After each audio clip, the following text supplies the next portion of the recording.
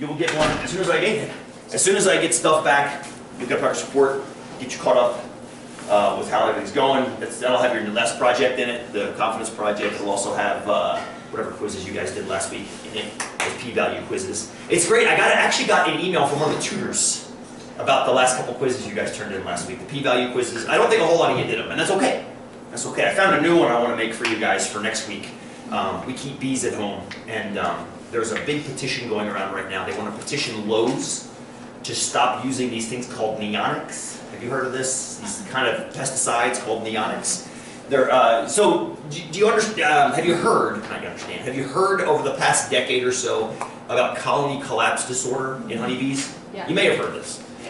This unforeseen before, inexplicable collapse of honeybee populations. Like sometimes the worker bees will just up and leave a hive. The queen's behind, the drones are there. The queen can't fly, the drones are the males, they don't do anything. And the girl worker bees just get up and fly away. And then within days the queen dies because the hive is cold and she's not being fed and things like that. And nobody can figure out why. Like there's all these theories as to what's going on that's causing colony collapse. But and I've seen figures for years and years and years about the numbers of honeybee hives. I've been told they've been cut in half over the past 20 years. And interesting, I just saw some different data yesterday as I was plugging through, going through some data for about 45 minutes, and my head started spinning. I'm like, okay, this Mother Earth News is trying to contradict Fox News, and I'm like, I gotta find something unbiased, and I'm still looking for that unbiased, kind of centered around. But neonics were the latest kind of attack on big pharma, if you will, or big industry. They're a class of fertilizer that's applied to the soil and the seeds. So essentially they fertilize, or they insecticide the seed before it goes into the ground. Because farmers for years were using basically a big spray on fertilizers. And that was getting all kinds of flack because it was over-leaching into other crops and contaminating and causing respiratory problems in humans and animals and all kinds of stuff. So neonics are now being targeted, and they were targeting that for the bee populations. They're saying neonics are what's causing colony collapse. But apparently that, within the past couple weeks, maybe has been overturned. So now it's fun to figure out, okay, if it's being overturned, what may have happened in the first study? The first study that said, yes, neonics are causing the problem. If it has indeed been overturned, what kind of error would the first study have made? If the first positive, they said it was a positive test because they said neonics cause the colony collapse. If it's been overturned, it would be a type 1 error, wouldn't it? Because they would have cried wolf, wolf! Well, maybe not.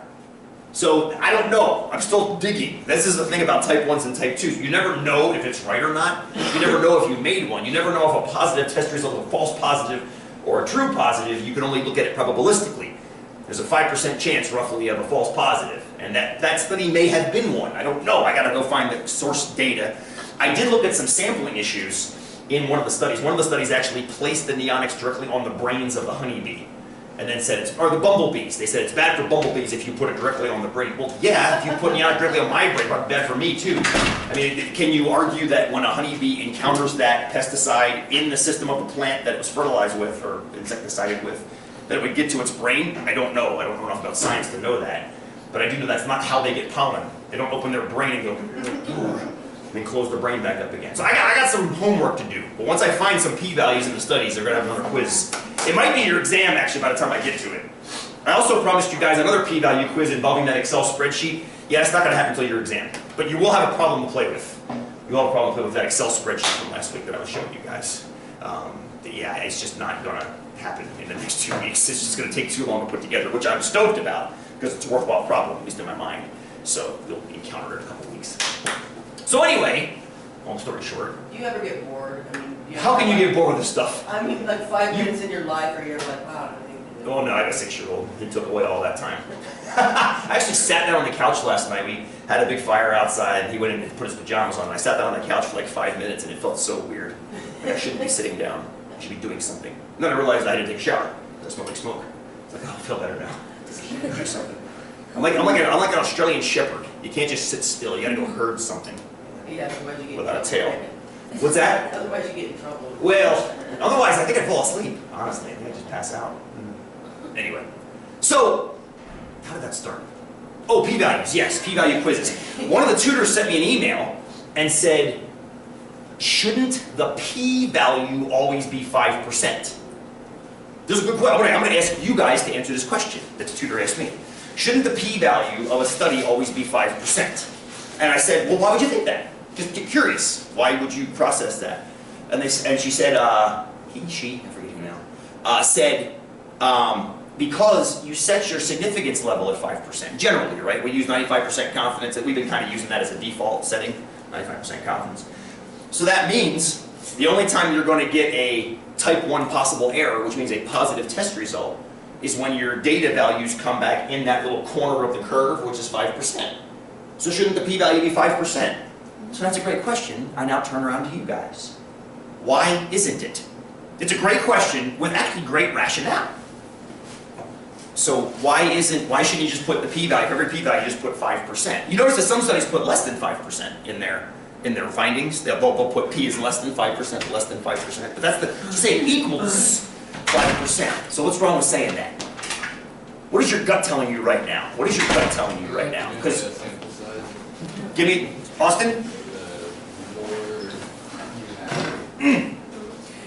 If you always say it's 5%, you've basically ignored the study itself, haven't you?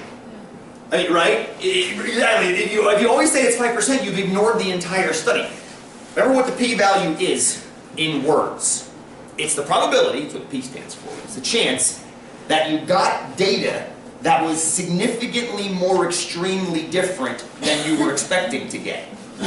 That's the idea, right? You were expecting a curve. We often draw it right here. We'll draw more today.